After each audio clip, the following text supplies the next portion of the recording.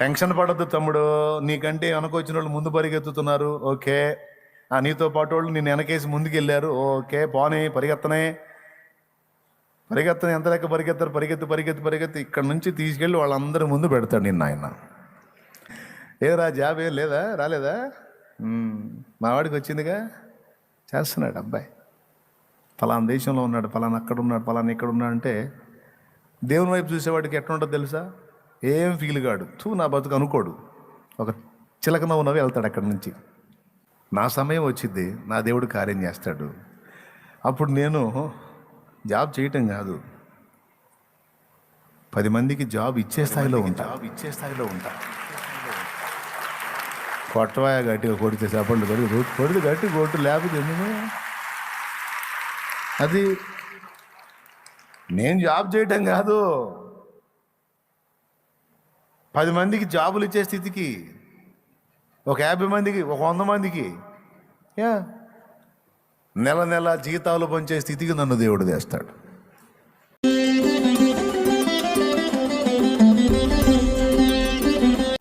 అక్కరకు ఉపయోగపడినటువంటి పనిహిమల్న మాటలు 100 మాటలు మాట్లాడితే నువ్వు ఎందుకు వాటిని పరిగణలో తీసుకోవాలా? కేర్ చేయొద్దు, వదిలాయి. నీ జీవితం మారింది, ఒక నిర్ణయం తీసుకో. నేను చచ్చేలోపు, ఒకప్పుడు చెడిపోయి నుండి నేను, నా యేసయ్య కృపతో నేను మారాను. నేను చచ్చేలోపు 10 మంది బ్రతుకుల్ని వెలిగించి సావాలి.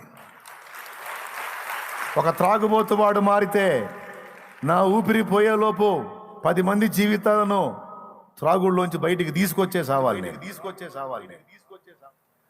ఒక వ్యభిచారపోడు మారిన నేను 10 మంది అది జీవితాల్లో ఉన్న వాళ్ళు మారాలా, వాళ్ళ కోసం నేను కష్టపడాలి. ఈరోజు కొన్ని జీవితాలు ఎంత అద్భుతంగా మారినాయండి. లోకానుసారంగా ఉన్నప్పుడు, డ్రింక్ అలవాటు ఉన్నప్పుడు నువ్వు నీ ఫ్రెండ్ ఇంటికి పోయావు అనుకో, దేనికి? పిలవడానికి. వాళ్ళ భార్య ఏమంటుంది? నువ్వు రోడ్డు మీద వస్తుంటే వాళ్ళ ఇంట్లో ఉండి భార్య ఏమంటుంది తెలుసా? వస్తున్నాడు వీడికి లారీ తగల, వీడికి గుణం బుట్ట, వీడి మంచి వాళ్ళు చేస్తున్నాడు, వీడి జావుడు, వీడి ధ్యానం చెయ్య, వీడికి బొసు తగల, ఎప్పుడు చేస్తాడు, వీడికి కష్టం కావాలని తిడతారు లేదా? తిట్టరా? ఇల్లు ఉడుచుకుంటాడు కనపడ్డాడు అనుకో, నేను ఇంకా పవిత్రమైన తిట్లు తిట్టా. కొంతమంది ఇంకా ఘోరంగా తిడతారు. కానీ ఏం చేద్దాం? బాధ. వస్తున్నాడు, భర్తను తీసుకొని పోతాడు, ఈ తాగి వచ్చినట్టు ఉండడు, ఇంటి మొత్తాన్ని తిప్పి కొడుతుంటాడు. మరి ఎన్ని రోజులు తనులు తింటుంది? వాడు వస్తున్నాడు మరి దుష్ట రాక్షసుడిలాగా తీసుకెళ్ళటానికి. అప్పుడు సన్మానించిదా? రాని అంటదా?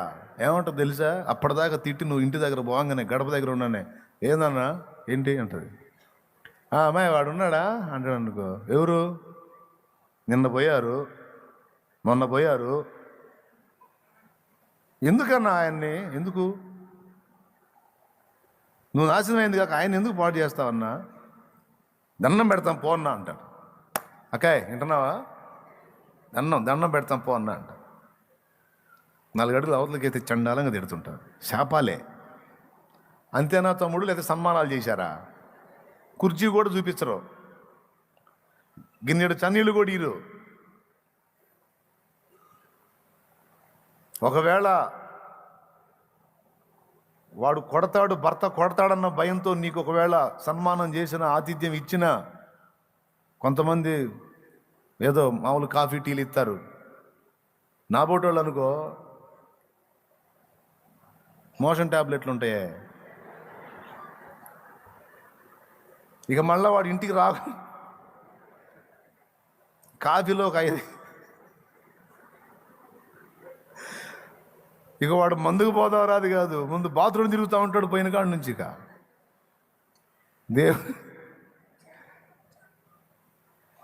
అట్ట చేసిన వాళ్ళు కూడా ఉన్నారు. వీడు వదిలిపెట్టట్లా మా కొంపని. అలాంటి వ్యక్తులు ఈరోజు మారిపోతే అదే ఆడపిల్ల ఈడెన్నడ చస్తాడో అన్న ఆడపిల్ల ఏమని పిలుస్తుందో తెలుసా? అన్నా అన్నా అన్నా అన్నా రా అన్నా, అన్నా మా ఇంటికి రాన్నా, నా కూర్చోన్నా. అన్న నువ్వు మా ఇంటికి వస్తే దేవుడు వచ్చినట్టుందన్న అన్న అన్న నువ్వు మా ఇంటికి వస్తే దేవుడు వచ్చినట్టుందన్న అన్న ఇంత మారిపోయావేందన్నా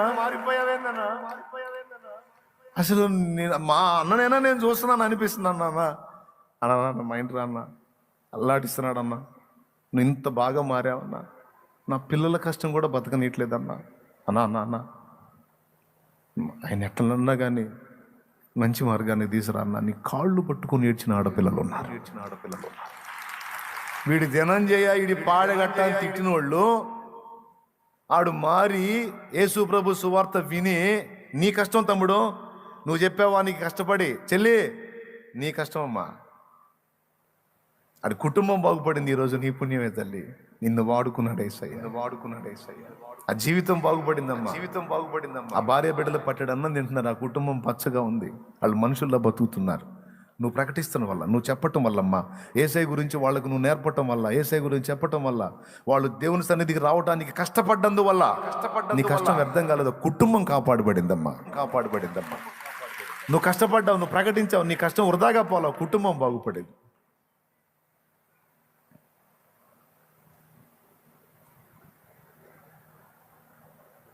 దండం పెట్టి అన్న అన్న కూర్చోన్న అన్న నీళ్ళు తాగుతావా అన్న కూర్చోన్న కాఫీ తెచ్చిస్తాను ఆగన్నా అమ్మ పర్లేదు తల్లి నేను వెళ్తారా అన్న కొద్దిగా ఒక 10 నిమిషాలు ఆగన్నా వచ్చాడన్నా అన్న మాట అనలా అన్నోళ్ళ చేతులు ఎత్తండి నేను అనుభవం నేను పొందాను అన్నాను అదిగో ఎన్నో చేతులు లేచినాయి ఇదే మనుషులు ఒకప్పుడు శాపాలు తిన్నారు ఈరోజు ఈ వ్యక్తులే మారి 10 మంది జీవితాలకు ఆదర్శంగా మారారు రోడ్డు మీద నువ్వు వెళతా ఉంటే అదే భార్య తన భర్తతో ఏముంటుందో తెలుసా ఫలానా అన్న చూడు చూడవయ్యా నీకంటే దారుణంగా తిరిగినోడు ఇప్పుడు చూడవయ్యా అదయ్యా బతుకు ఆ ఒక్క చెల్లే కాదు ఒక తల్లి నిన్నే చూపించిద్ది ఒక చెల్లి నిన్నే చూపించిద్ది నీ మాదిరి చూపించి ఒక తల్లి తన కొడుకు చెప్పిద్ది ఫలానా అన్న చూడరా ఎట్టమారి ఒక భార్య తన భర్తకు చూపించింది ఫలానా ఆయన చూడు ఫలానా కూడా పోవచ్చు కదా జీవితాలు రక్షిస్తున్నాం మనం మతాలు కాదు మారుస్తుంది మనస్సులను మార్పులోనికి తీసుకొస్తాం తమ్ముడు ఫలించి అభివృద్ధి చెందాలి మనం ఒంటిగా ఆగకూడదు నువ్వు నిజంగా వెలిగించబడితే ఒక్క దీపం వెలిగించబడి ఒక్కతిగా ఆగిపోకూడదు ఒక్కడిగా ఆగిపోకూడదు ఎంత ఓపిక ఉంటే ఎంత మందిని వెలిగించగలిగితే అంత మందిని వెలిగించటమే మన పని ఒక ఆత్మను శాశ్వతంగా మండే నరకం నుంచి కాపాడుతున్నావు ఈ భూలోకంలో అతడి కుటుంబం దుర్వ్యసనాలతో అనుభవిస్తున్న నరకం నుంచి కూడా కాపాడుతున్నావు లేదా చెల్లెమ్మా నువ్వు పడే కష్టం వ్యర్థం కాదురా తమ్ముడు నువ్వు పడే కష్టం వ్యర్థం కాదు నాన్న ప్రభు నిమిత్తం ఒక ఆత్మ కోసం నువ్వు కష్టపడుతున్నావు అది ప్రభు నందు వ్యర్థం కాదు ఎస్ నీకుండే కష్టాలు నీకున్నాయి నీకుండే బాధలు నీకున్నాయి నీకుండే ఇబ్బందులు నీకున్నాయి అయినా వాటిని పట్టించుకోకుండా 4 జీవితాలు వెలిగించాలని నీ గుండె ఆరాటపడుతుంది చూడు దాన్ని చూస్తాడు నా దేవుడు 4 బ్రతుకుల్ని బాగు చేయాలని నీ గుండె కొట్టుకుంటుంది చూడు దాన్ని చూస్తాడు నా యేసయ్య తప్పకుండా నీకు న్యాయం చేస్తాడు 10 మంది కోసం నువ్వు ఆలోచిస్తున్నావు కనుక నీ సమస్యలన్నిటిని కూడా నీకు దీవెనలుగా ఆయన మారుస్తాడు 10 మంది గురించి వాళ్ళ రక్షణ గురించి నువ్వు ఆరాటపడుతున్నావు కనుక నీకు అడ్డుబండలుగా ఉన్న వాటిని ఆయనే తీసేస్తాడు వాటి వైపు చూడొద్దు క్రీస్తు సువార్తను విస్తరింపజేయాలి మనం ఎస్ ఈరోజు ఇక్కడ కట్టిన సంఘం ఇక్కడ సరిపోయిద్దండి షాలేం రాజుకి ఇంకెక్కడో తిరిగి ఆడో సంఘాలు కట్టి ఆడో ఓపెన్లు చేయాల్సిన అవసరం లేదు ఇక్కడ చాలు అబ్బా బోల్డ్ అంత సేవ కానీ ఎందుకో తెలుసా చుట్టూ తిరుగుతుంది వాళ్ళు జే స్మిత్ అనే దైవజనుడు అన్నాడు ఒక సంఘాన్ని కట్టి ఆ సంఘంలో అన్ని హంగులు ఏర్పరిచి వినండి బాగా ఒక మందిరాన్ని కట్టి ఆ సంఘానికి మందిరాన్ని ఏర్పరిచి ఆ మందిరంలో అన్ని హంగులు ఏర్పరిచి ఏర్పరచి పాత బండలు తీసి చలువరాతి బండలు ఆ సంఘం కోసమే వేయించడానికి 10 లక్షలు ఖర్చు పెట్టే సంఘం 10,000 పెట్టి ఒక క్రొత్త ప్రాంతంలో అన్యజనుల రక్షణ కోసం ఒక పాక వేయకపోతే అది చచ్చిన సంఘమే అన్నాడు. అర్థమైందా? ఎంతమందికి అర్థమైంది? చేయొద్దండి. ఏమర్థమైంది? ఏమర్థమైందండి? మాకు కూడా మైకి ఇస్తే చెబుతామంటారు మీరు. స్తోత్రం, హల్లెలూయా. అవునా? అది ఆయన ఆస్వాల్డ్ జే స్మిత్ గారు అంటే ఆయన అన్నాడు, అరే ఎన్ని ఎంత చేస్తావు అదే దానికి, ఎంతవరకు అవసరం అంతవరకు చేసేసావు. కానీ ఒక సంఘమే కట్టి అక్కడే దానికే చిత్రాల పనులు చేసుకుంటూ కూర్చుంటే విస్తరణ ఎక్కడరా నాయనా? మిషనరీలకు సపోర్ట్ చేయని సంఘం చచ్చిన సంఘం. మిషనరీలను లేపని సంఘం చచ్చిన సంఘం. కోట్లు పెట్టి సుందరమైన మందిరం కట్టడం కాదు, అన్యజనుల రక్షణ కోసం 10,000 పెట్టి ఒక పాక వేసింది జీవం గల సంఘం.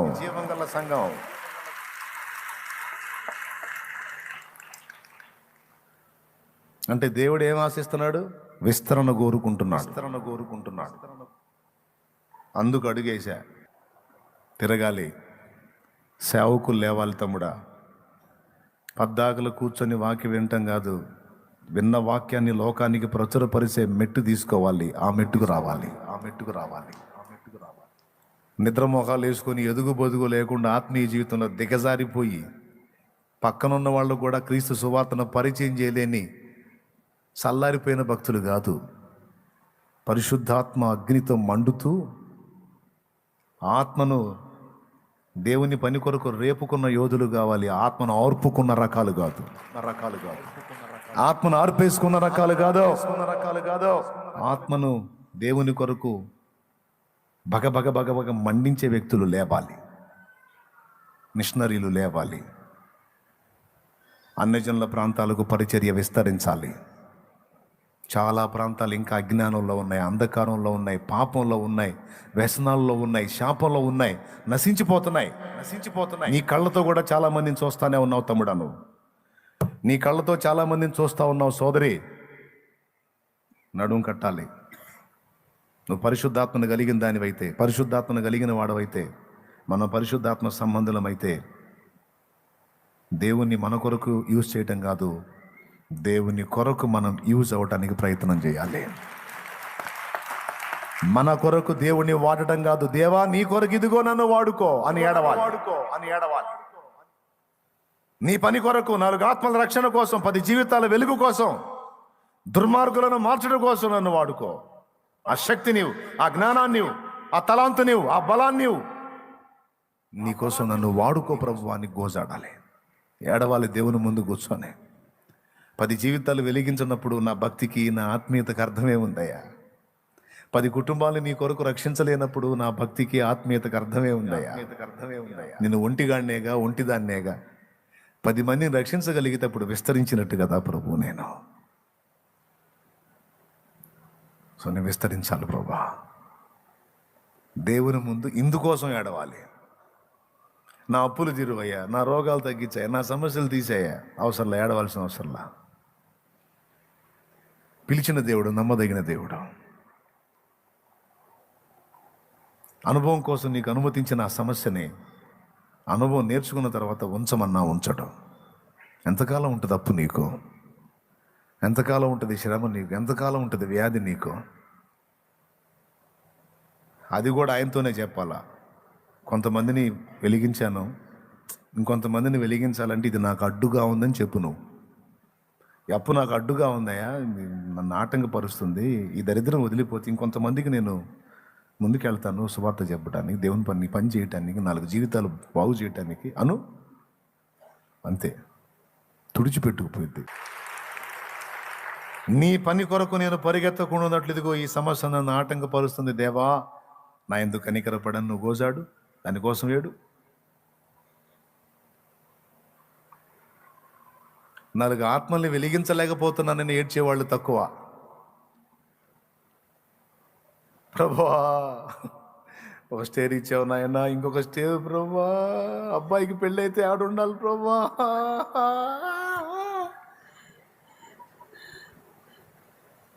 ఆడ ఇంకా 3వ తరగతి చదువుతున్నాడు, అప్పుడే పెళ్లి కోసం పైన ఇంకో డాబా వేయాలని ప్రార్థన చేయండి ఏడిసి ఉసురు మొఖం వేసుకొని. ఏం చేయాలండి? అందుకే మనం ఏడవాలి. ఆడు ఇంకా మూడులో ఉన్నాడు, నువ్వు అప్పుడే ఆడికి పెళ్ళి, ఆ పైన డాబా, పైన అంతస్తు, అపార్ట్మెంట్లు, ఇంకో ఫ్లాటు. తండ్రి, దాని మీద నాకు చాలా ఆశ ఉంది, నాకు దర్శనం కూడా చూపించావు, ఆ ఫ్లాట్ నాకు ఇవ్వకపోతే ఎట్లా తండ్రి నువ్వు? అబ్బా అబ్బా బాబా బాబా, నిజంగా ఏడవలసిన అంశమే అది కాదు.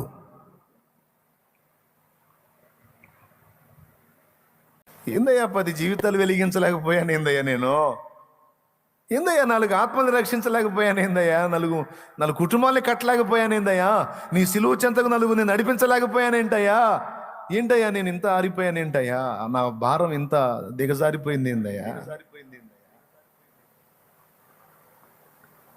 నన్ను వెలిగించయ్యా. విస్తరణ ఏదయ్యా నా దగ్గర? ఆత్మీయ జీవితంలో విస్తరణ లేదు, ఆత్మల పంటలో విస్తరణ లేదు, నీ పరిపూర్ణతలో విస్తరణ లేదు. మనం విస్తరించాలి, అది దేవుడి కోరిక. రక్షింపబడిన ప్రతి వ్యక్తి 10 జీవితాలను రక్షించడానికి పాటుపడాలి, విస్తరించాలి. మన ఆత్మీయతలో కూడా విస్తరణ. ఒకప్పుడు ఏమీ తెలియని వ్యక్తి ఈరోజు దేవుని సంగతులు తెలుసుకొని ఆ పోలికగా రూపాంతరం చెందుటలో విస్తరించాలి. చిన్న పిల్లల్లాగా పిల్ల చేష్టలు చేయకూడదు, ఎదిగినటువంటి అనుభవాన్ని చూపించాలి, ఆ పరిపూర్ణత చూపించాలి. పౌలు అన్నాడు, నేను పిల్లవాని వలె ఉన్నప్పుడు పిల్లవాని వలె యోచించి తిని, పిల్లవాని వలె మాట్లాడి తిని, పెద్దవాడనే పిల్లవాని చేష్టలు మానివేసి తిని అన్నాడు. కొరింథీయులకు రాసిన మొదటి పత్రిక 13వ అధ్యాయము 9వ వచనం 10వ వచనం ఒకసారి చూడండి. పూర్ణమైనది వచ్చినప్పుడు పూర్ణము కానిది నిరర్ధకమగును. నేను పిల్లవాడనై ఉన్నప్పుడు పిల్లవాని వలె మాట్లాడి తిని, పిల్లవాని వలె తలంచి తిని, పిల్లవాని వలె యోచించి తిని, ఇప్పుడు పెద్దవాడినై పిల్లవాని చేష్టలు మానివేసి తిని. ఓకేనా? ఒకప్పుడు పిల్లోడినే, ఇప్పుడు పెద్దవాడినై పిల్ల చేష్టాలు మానేశాను. ఆత్మీయతలో కూడా ఎదగాలి, పద్దాకల పిల్లల్లాగా ఉండకూడదు. పిల్లోడి మైండ్ అంతా దేని మీద ఉంటుంది? మా చిన్నప్పుడు మా మైండ్ చెబుతున్నా, మా చిన్నప్పుడు మా మైండ్, పిల్లల మైండ్, ఆకలైతే తిండి, కడుపు నిండితే ఆట. ఆ ఆట కూడా ఏం ఆట? అప్పుడు ఫేమస్ గోళీలాట, లేకపోతే ఈ సిగరెట్ ప్యాకలు ఉంటాయే, ఆ ప్యాకలు పెట్టి రౌండ్ గీత గీసి అదొక ఆట. అది విలువైంది కాదు, ఇది విలువైంది కాదు. ఈ అన్నమాట మా బజార్లో ఫేమస్ ఆటలు. గోళీలాట అందరికీ తెలుసు. ఆ గోళీలాట కోసం తన్నులు, తిట్లు, కింద పడి దొరిలాడటం. ఎందుకు? వాడి ఆస్తులు అయ్యే గోళీలు. అవునా? తీసుకొచ్చి ఆ గోళీలు గెలుచుకొని డబ్బాలో పోసుకొని తడకొచ్చి చూసుకోవటం. మళ్ళీ ఎవడన్నా వస్తే వాడికి చూపిడే, చూసావా? అవునా? మీరు ఆడారా? ఆడపిల్లలు ఎట్టాడతారు? మీరు ఆడుంటారు కదా. ఎంతమంది ఆడారు గోళీలు ఆట? చేతులు ఎత్తలేంది, చాలామంది ఆడారు. ఆడేవాళ్ళు చేతి అది ఇంతమంది ఎత్తి అందరూ ఎత్తారుగా. ఓయ్ ఆడారు దాదాపు. దేవునికి స్తోత్రం.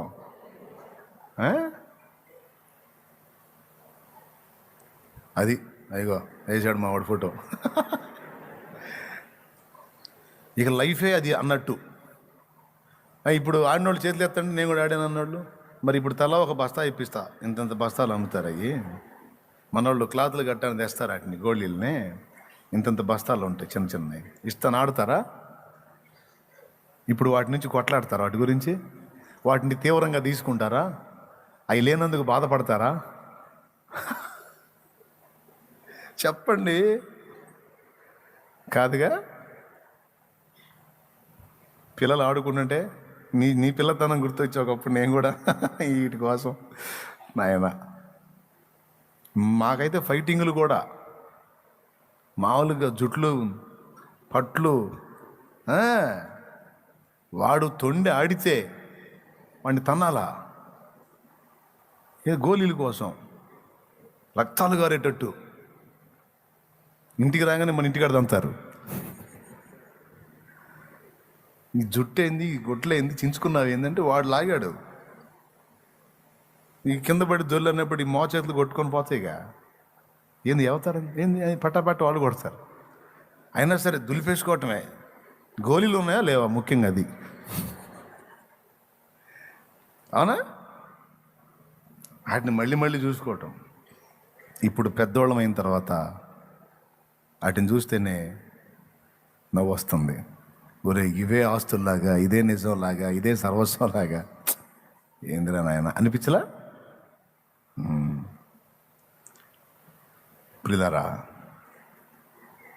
పిల్లవాడికి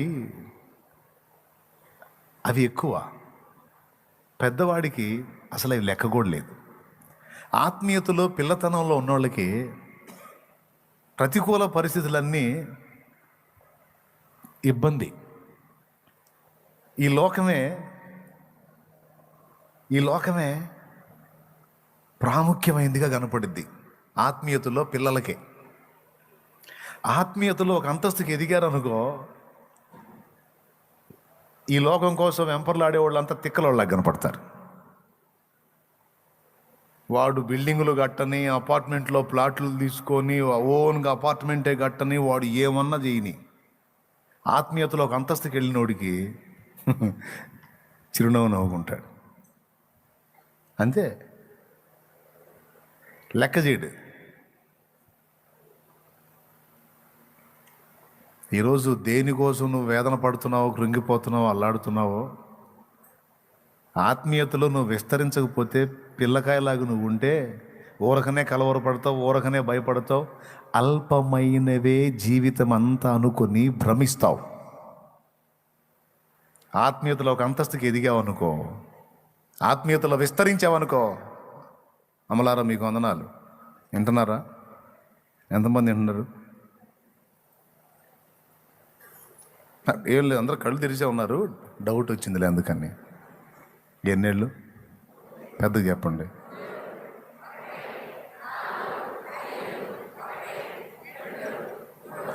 రైట్.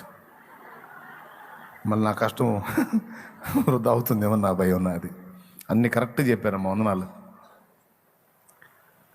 పిల్లవాడికి గోళీలే గొప్పవి, పెద్దవాడికి అవి లక్ష్యం కూడా లేదు. ఎంత? పిల్లవాడు ఒక 10 గోళీలు కొనాలంటే వాడి సంపాదన మొత్తం పెట్టాలా. వాడికి మనం ఇచ్చేది రూపాయి అయితే ఆ రూపాయి పెడితే కానీ 10 గోళీలు రావు. కానీ పెద్దవాడు ఒక బస్తా గోళీలను కొడుక్కొని అక్కడ వేయగలుగుతాడు. పిల్లవాడు 10 గోళీలు సంపాదించుకోవడానికి వాడి ప్రయాసంతా పెట్టాలా. అదే పెద్దవాడు 10 బస్తాల గోళీలు అని తెచ్చి ఆడబడేయగలుగుతాడు. లెక్కలో కాదు అతనికి. ఆత్మీయతలో పిల్లకాయల్లాగా ఉన్న వాళ్ళకి ఈ అల్పమైన వాటిని సాధించుకోవటం గొప్ప కృషి. ఆత్మీయతలో విస్తరించి దేవునికి సమీపస్తుడైన వానికి ఈ లోకం చాలా అల్పమైంది, ఈ లోకంలో గొప్పవి అతనికి చాలా తేలిక. వాటిని సాధించటం పెద్ద గొప్ప విషయం ఏం కాదు. కాబట్టి అన్నాడు ఎలీషా, నయమాను పైసలు తీసుకొచ్చి మీకే సార్, ఈ బంగారం అంతా మీకే సార్, ఈ దుస్తుల బట్టలు మీకే సార్ అంటే వదిలేపో అన్నాడు. అంత మాత్రం సరుకు మన దగ్గరికి వస్తేనా థ్యాంక్ యూ భలే తెచ్చారు సార్, రండి మొత్తం పెట్టేసా పెట్టే అని అంటాం. లెక్క కూడా చేయలే, వద్దులేపో అన్నాడు. నాగేంద్ర తిక్కలోడు, నీ డబ్బులు, నీ వెండి, నీ బంగారాలు 12 అరకల దున్నిచ్చి 12 అరక నేను దున్నినోడిని, ఎకరాల పొలం కలిగినోడిని నేను, మొత్తం వదిలిపెట్టి వచ్చారు ఆ దేవుని కోసం. డబ్బు తెచ్చి నాకు చూపిస్తారా? నేను ఎరగని బంగారం, నేను ఎరగని బట్టలు, నేను ఎరగని పొలాలు, నేను ఎరగని ఆస్తులు. ఎవరికి రా నువ్వు చూపించేది? ఏమయ్యా, ఏమన్నా ఉందా నీకు? ఏమన్నా ఉందా ఎలీషా? ఏం చూసుకొని మిడిసిపోటు అంటే, భూమి ఆకాశములకు సృష్టికర్త అయిన దేవుడే నా ఆస్తి, దేవుడే నా అంతస్తు. వెండి బంగారాలు నా దగ్గర లేవు, దేవుడు ఉన్నాడు నా దగ్గర. దేవుడు ఉంటే అన్నీ ఉన్నట్టే. ఆత్మీయతలో ఎదిగినోడు దేవుణ్ణి మేజర్గా తీసుకుంటాడు. అది ఎదుగుదల లేనోడు పిల్లకాయలు ఉంటారే, వాళ్ళ చూపంతా ఈ భూ సంబంధమైన వాటి మీద, ఆయన ఇచ్చే వాటి మీద పెడతారు, ఇచ్చేవాడి మీద పెట్టరు. తెలివి తెచ్చుకోవాలి. అందుకే చెబుతున్నాను, ఆత్మలను రక్షించుటలో కాదు, ఆత్మీయతలో ఎదగటంలో కూడా మనం రెండవ విషయం, మొదటిది ఏంటి? రక్షింపబడిన మనం ఒంటిగా ఉండకూడదు, అనేకులముగా రూపాంతరం చెందినట్లు ఆత్మల పంటలో విస్తరించాలి. శ్రమలు వచ్చినా సరే శ్రమ పెట్టే కొలది విస్తరించాలి. విస్తరణ కోసమే కొన్ని ఎదురు దెబ్బలు వస్తాయి, వచ్చినవన్నీ నీ విస్తరణకే తీసుకెళ్తాయి. ఏం కృంగిపోవద్దు. రెండవది ఆత్మీయతలో, గతంలో చెప్పా చాలా రోజుల క్రితం, రాజుగారు బర్త్డే ఫంక్షన్ చేసుకుంటున్నాడంట.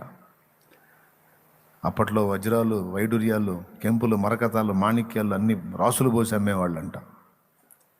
రాజుగారి పుట్టినరోజు ఫంక్షన్గా అన్ని బస్తాలలో వేర్చి రాజ్యంలో పౌరులందరికీ చాటింపు వేయించాడంట. అందరు రండి,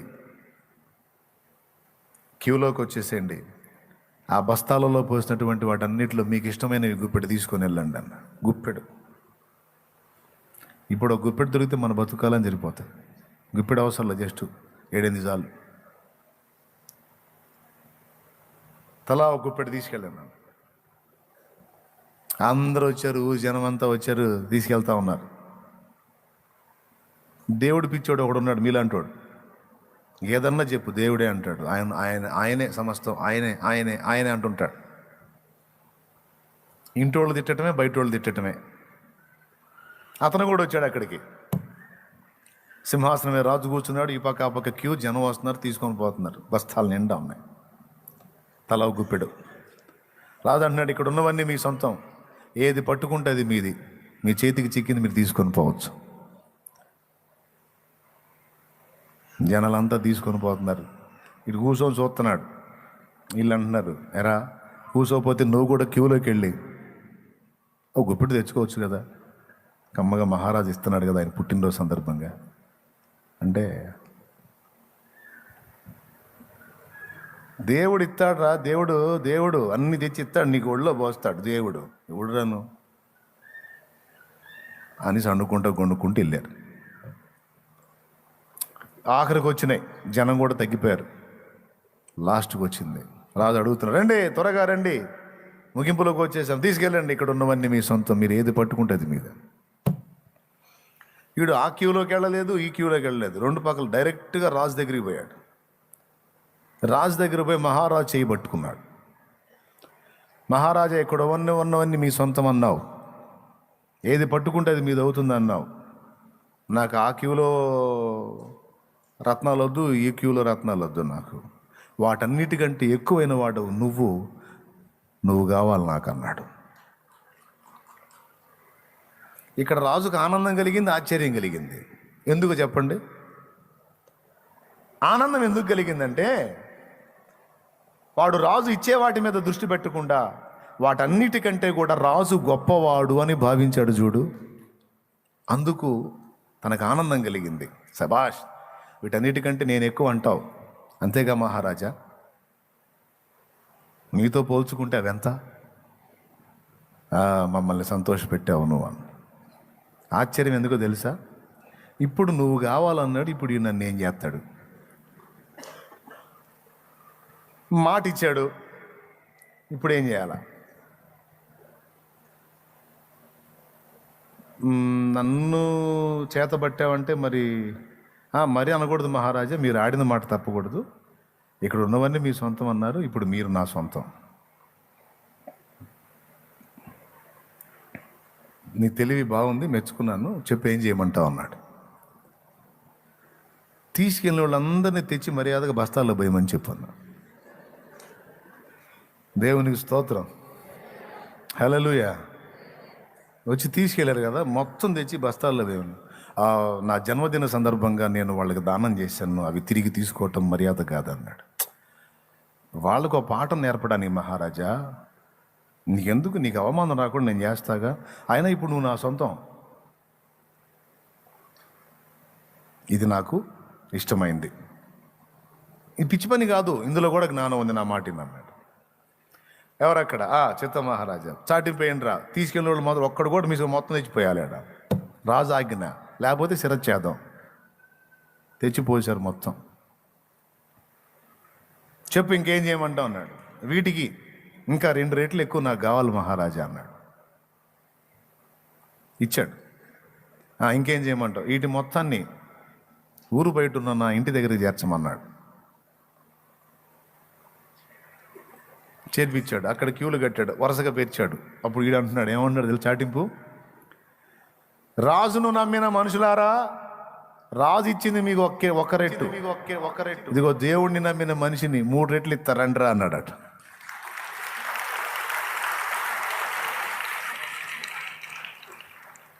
ఏమిస్తాడు దేవుడు? దేవుడు జ్ఞానం ఇస్తాడు, ఐడియాలజీ ఇస్తాడు.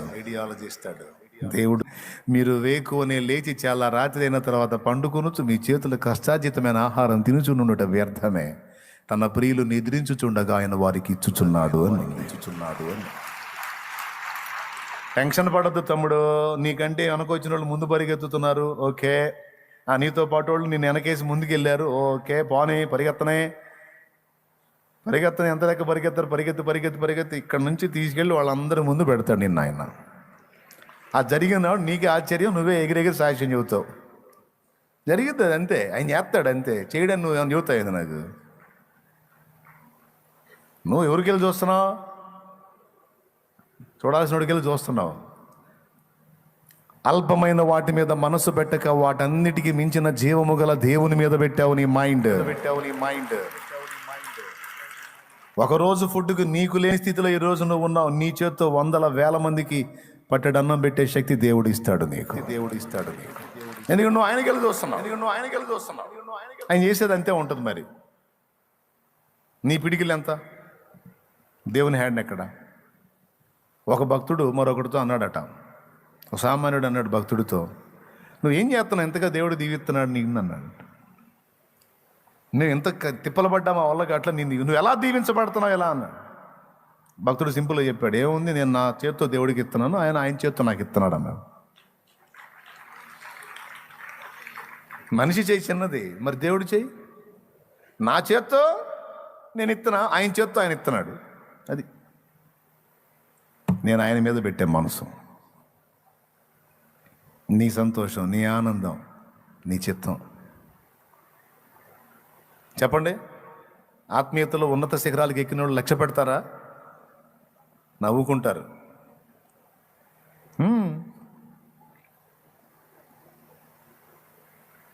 చుట్టాలు వదిలేశారని ఫీల్ అవుతారా? ఏం ఫీల్ గారు. కమిటీలో నుంచి తీసేశారని ఫీల్ అవుతారా? ఆస్తులు సంపాదించుకుందారని ఏమైనా ఫీల్ అవుతారు అవతల వాళ్ళు? అని వాళ్ళు తిప్పలు పడినాయి. నేనైతే వాటి మీద కాదు, నేను నా ప్రభు మీద పెట్టాలి మనసు. ఆత్మీయతలో విస్తరించిన వాళ్ళ సైకాలజీ అలా మారిపోయింది.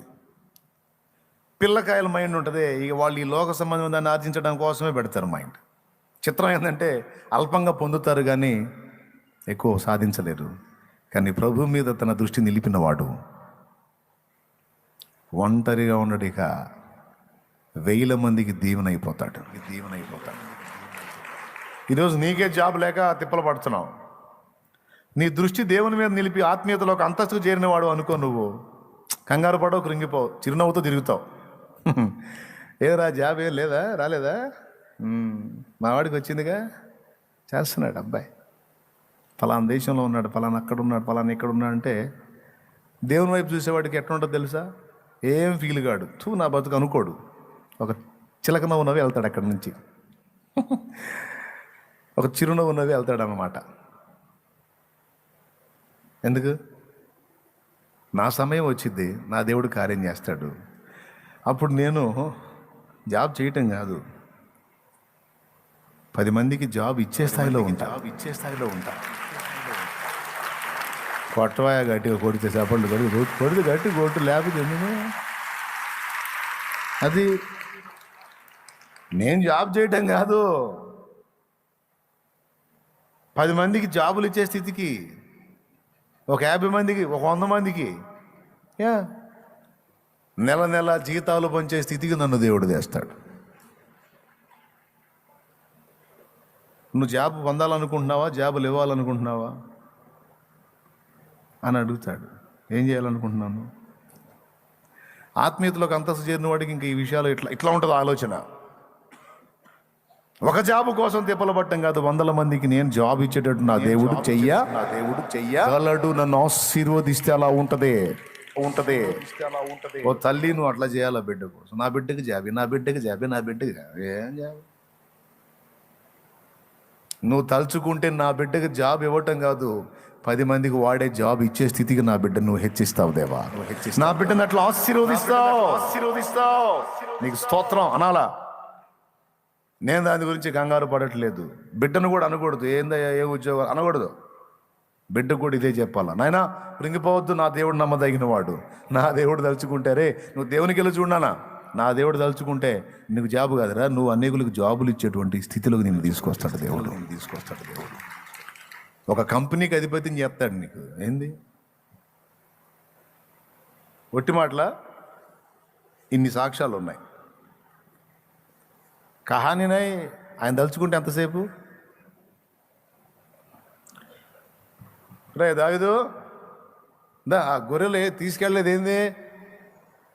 ఏంటి నాన్న, ఎప్పుడు నేనేనా? అన్నోళ్ళని ఒకసారి నా పంపించవచ్చుగా. అన్నోళ్ళు వాళ్ళు నీలాగా ప్లాట్ఫామ్ కావాలనుకుంటున్నాయింది.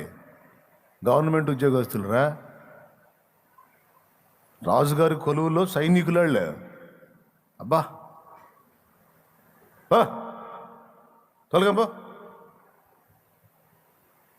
సరేలే, అయినా వీటి మనసు వాళ్ళకేం తెలుసు?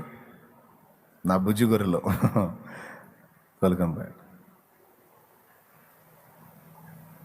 ఎప్పుడు నాకే చెబుతారు ఏంది పనులు? అన్నోళ్ళు కూడా చెప్పండి.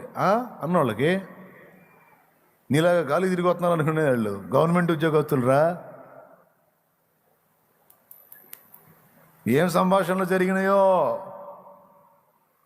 ఇప్పుడు మీరన్నారు.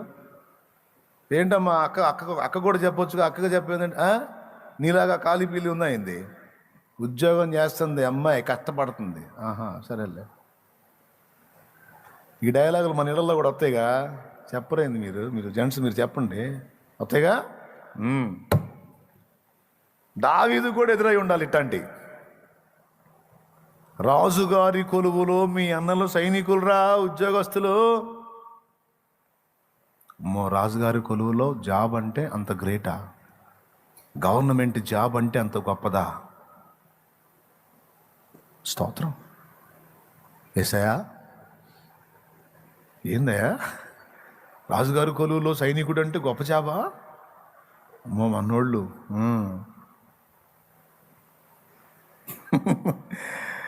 మరి దావీదు ఏం చేశాడు? దావీదు, నువ్వు అట్టుండ్రా, వాళ్ళు గవర్నమెంట్ జాబ్ వాళ్ళు, నేనేమో ఎడారుల్లోకి వచ్చి వేణం ఇచ్చుకుంటున్నా సితారా అనలా. ఏమన్నాడు? ఆనందమే పరమానందమే, ఆశ్రయపురమైన యేసయ్యా నీలో. స్తోత్రం.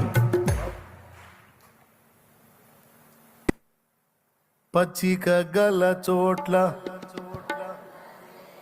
తండ్రి, మన వాళ్ళని గవర్నమెంట్ జాబ్ ఉద్యోగస్తులు చేసావు, నన్నేమో గొర్రెలు కాసావండి అన్నాడా? కొంతమంది ఏం ఏడిసినా ఏడుతుంటారు, వాళ్ళతో పోల్చుకొని వీళ్ళతో పోల్చుకొని వాళ్ళకి అంత ఇచ్చా వీళ్ళకి ఎంత ఇచ్చా, నాకేంది నాయన నెత్తిన అని ఏడుతుంటారు కొంతమంది. పిచ్చి మాలోకాలు అదిలే. ఆయన నీకు ఎప్పుడో ఇచ్చేసాడంతే. పచ్చిక గల చోట్ల పరుండ చేసితివే, జీవ జలములు త్రాగనీచితివే. పచ్చిక గల చోట్ల పరుండ చేసితివే, జీవ జలములు త్రాగనీచితివే. నా ప్రాణమునకు సేద తీర్చితివే, నీతియు శాంతియు నాకిచ్చితివే. నా ప్రాణమునకు సేద తీర్చితివే, నీతియు శాంతియు నాకిచ్చితివే. దేవునికి మహిమ.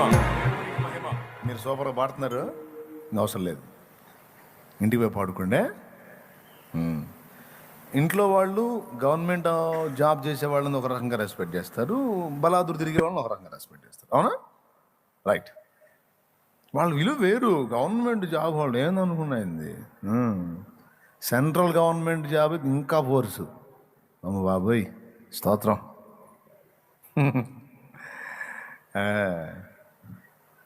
వీధిలో వాళ్ళు కూడా వాళ్ళని రెస్పెక్ట్ చేస్తారు, ఖాళీకి తిరిగి వాళ్ళు లెక్క చేయరు. అదే ఫ్యామిలీలో మెంబర్ అయినా సరే, ఏదిరా నీకే రాలేదా, నిన్న గవర్నమెంట్ జాబ్ వాళ్ళు సా ఏం గొర్రెలు కాసుకుంటున్నాడు, రా బయటరా, అరే తురే భాష వాడతారు. జాబ్ హోల్డర్ని అయితే సన్మానం వేరు. మరి ఏమైంది ఇప్పుడు దావీదు చరిత్ర? అది అది అది ఆధారం చేసుకొని నేను చెబుతుంది నీకు. ఉద్యోగం కాదమ్మా, ఉద్యోగాలు ఇచ్చేటట్టు చేస్తాడని చెప్తుంది అది నేను చెబుతుంది. ఉంది బైబిల్ ఆధారం. చేయడా? ఎంతమంది నమ్మకం తమ్ముడు? గట్టి చేతులు తెత్తండి. అయిపోయింది కోటం. చెల్లి నమ్మకం ఉందిరా? మరి ఎందుకురా ఏడుస్తావు, కుమిలిపోతావు, కృంగిపోతావు, దిగజారిపోతావు? ఎందుకురా? తల్లి నీ బిడ్డలను అలా చేయడా? ఆత్మీయతలో పిల్లకాయ ఇలాగ ఉండవాకు, కాస్త ఎదుగు. చూడు, పెద్ద ఆయనకి వెళ్ళి చూడు, ఒక చూపు చూడు, అటు చూడు, చూడు. వాళ్ళకెళ్ళి వీళ్ళకెళ్ళి కాదు చూపులో, చూడాల్సిన వాడికి వెళ్ళి చూడు. నువ్వు వాళ్ళు దీవించబడ్డారు, వాళ్ళ జాబులు వచ్చినా స్తోత్రం, మంచిది. నీ బిడ్డను కూడా ఆల్రెడీ దీవించే ఉన్నాడు అనుకో, నీ బిడ్డకు కూడా అదే భరోసా ఇవ్వు. నాకు తెలిసి దావీదు వాళ్ళ అమ్మ చెప్పు ఉండొచ్చు, ఎందుకంటే నీ సేవకురాలి కుమారుడిని అన్నాడు. వాళ్ళ అమ్మ చెప్పు ఉండొచ్చు, నాన్న అన్నోళ్ళేం గవర్నమెంట్ జాబ్ వాళ్ళు అంట, రాజుగారి కొలువులో వాళ్ళు సైనికులు అంట, నేనేమో గొర్రెలు కాసేవాడిని అంట. ఏందో ఎవరు పిచ్చోడా, మొక్క వేలాడేయటం కాదు నాన్న. ఆ రాజు ఎవరో తెలుసా? గాడిదలు పోతే వెతకపోయినోడురా. మీ అన్నయ్యోళ్ళు కొలువు చేసే రాజు ఎవరో తెలుసా? బెన్యామీను గోత్రీకుడు కీషు కుమారుడైన సౌలు. అతని పూర్వపు స్థితి తెలుసా నీకు? గాడిదలు కాసేవాడురా. అన్నయ్యోళ్ళకి అందులో కొలువు వచ్చిందని అట్టెట్ అంటారు అంటున్నావు. గాడిదలు కాసేవాడిని రాజుని చేసినాడు, గొర్రెలు కాసి నిన్ను కూడా చేస్తాడ్రా. నా దేవుడు రా, నా దేవుడు రోషం గలవాడ్రా. దావీదు, నువ్వు ఆయన మీద మనసు పెట్టరా, ఆయన ఎందు భయభక్తులు కలిగి ఉండురా, ఆయన్ని ప్రేమించు, ఆయన్ని సేవించు. ఆయన పిచ్చిలో ఎల్లుండు అంతే. ఆయన లోకంలో ఉండరా నువ్వు. ఆయన ఎలా చేస్తాడో చూడు. ఆయన ఏదో చేయాలని చూడవాకు నాన్న. ఆయన గొప్పోడ్రా అంతే. ఆయన గొప్పోడు. ఆయన ఇచ్చిన ఈ పైన గొప్పోడ్రా. ఆయన ప్రేమించరా. తమ్ముడు సూపర్ మాట కదా, పట్టేసుకున్నాడు ఆ మాట. అమ్మా అంతేనా? అంతేనా? అంతే. సరేమ్మా, సరేబా. నేను గొర్రెలు కాసుకుంటా, ఎదవనే పని పర్లేదు. వీళ్ళందరూ తృణీకరించిన ఆయన నన్ను తృణీకరించడుగా. నాకు ఆయన చాలు, నాకు ఆయన చాలు. దేవునికి మహిమ. నా దేవుడు ఎంత నమ్మకస్తుడండి. గవర్నమెంట్ జాబ్ కాదు నాన్న, గవర్నమెంటే నువ్వు అయ్యేటట్టు చేస్తాను.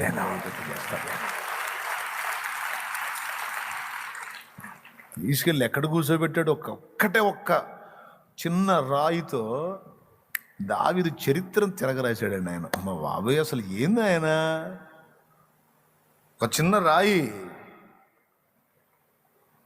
5 రాళ్ళు ఎరుకొని సంచిలో వేసుకుంటే 4 రాళ్ళకు పని లేదు, ఒక్కటే రాయి అవుట్. ఒక దెబ్బ గొర్రెలు కాసి ఓడిపోయి సింహాసనం ఎక్కేటట్టు అయిపోయింది. ఎంతసేపు సోదరా, ఆయన తలుచుకోవాలే కానీ ఆయన ఒక చూపు చూడాలే కానీ ఎంతసేపు నాకు లేదు ఈరోజు, నాకు లేదు కాదు. అనేకులకు నీ చేయి జాపిచ్చేటట్టు నేను చేస్తాడు నా దేవుడు. సమస్తమును నీ పక్షముగా నెరవేర్చి నిన్ను ఆశీర్వాద కారణంగా చేసే ప్రభు మీద నీ దృష్టి నిన్ను నిలుపుతావు. ఆత్మీయతలో ఒక అంతస్తుకి ఎదిగితే ఆ విషయాల్లో విస్తరిస్తావు.